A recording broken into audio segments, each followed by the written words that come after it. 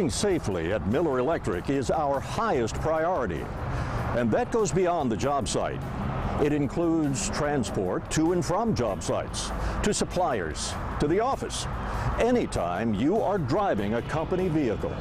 This manual contains the official statement of Miller Electric regarding the safe and responsible use of company vehicles. Make sure to read it for specific policy information.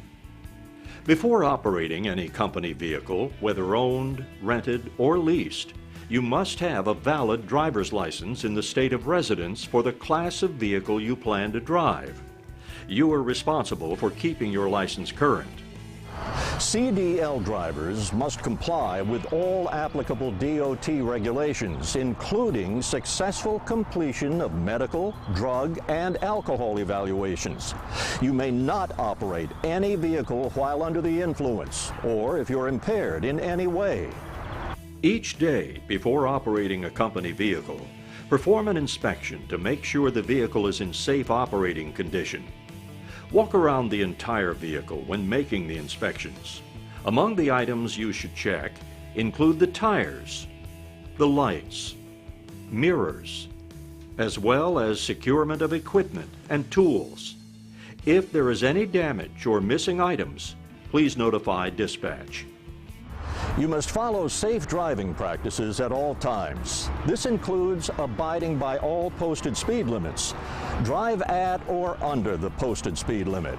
Remember, the posted speed limit is for ideal conditions and should be adjusted for wet surfaces, congested traffic, or other inclement conditions.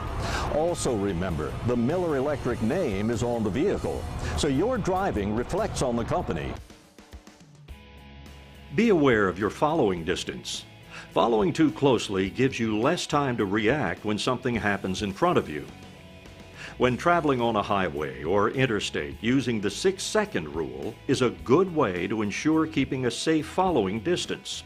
Select a reference point ahead, such as a billboard, road sign, or other landmark.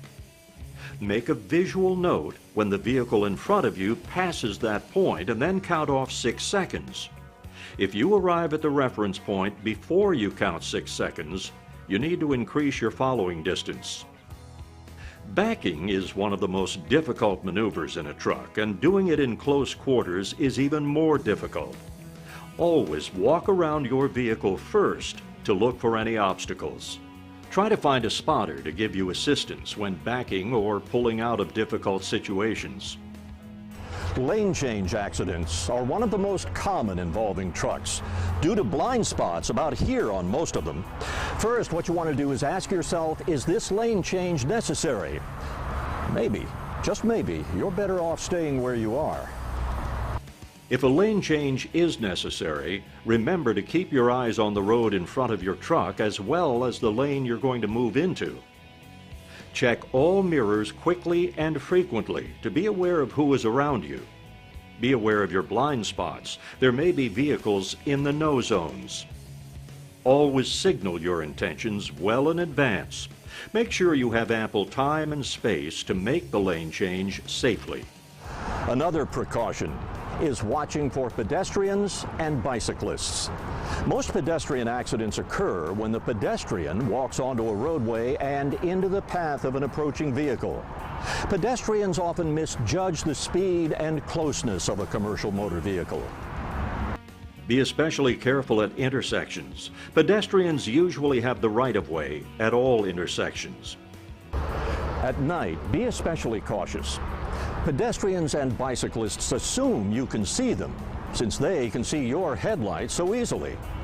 Many of the same precautions used for pedestrians apply to bicyclists as well. Bicyclists are required to travel on the right-hand side of the road and travel in the same direction as vehicles. It's not uncommon, especially in city traffic, to be confronted with aggressive drivers. These motorists cut in and out of traffic at excessive speeds, endangering themselves and others. The best thing to do is just back away, let them go by. There's no sense in ruining your day because of their rudeness and carelessness. Here's another safety tip that's critical in avoiding any kind of crash. Avoid in-cab distractions. Reaching for a CD, smoking, and eating are all actions that distract you from your job of driving safely. Remember, cell phones should not be used, and never text while driving. Be aware of fatigued driving. There may be a day when, for whatever reason, you are tired, your eyes feel heavy, you feel drowsy while driving. Driving in this condition can be dangerous.